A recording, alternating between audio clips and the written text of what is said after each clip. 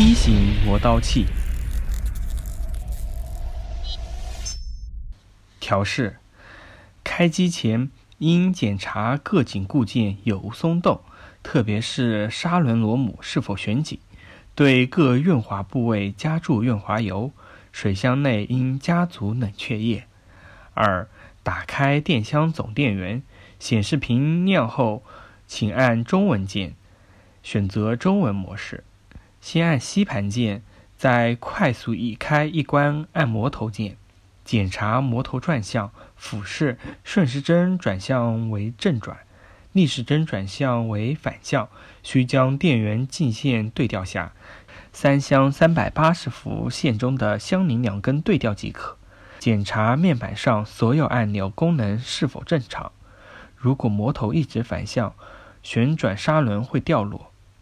3. 按摩头架托板启动按钮左或右，托板就可沿着导轨直线运动，托板速度是通过变频器控制的，旋转托板速度调节按钮，调节托板速度，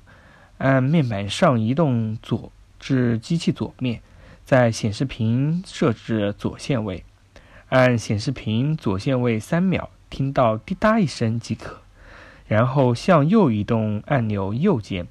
移动1米左右的距离设置右线位，按钮显示屏右线位3秒，听到滴答一声 X 轴自动，左右移动自动运转，调整调速按钮检查摩头移动是否可快可慢。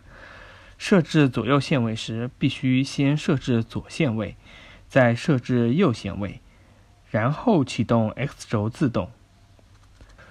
如果上述没有问题，方可进行试车。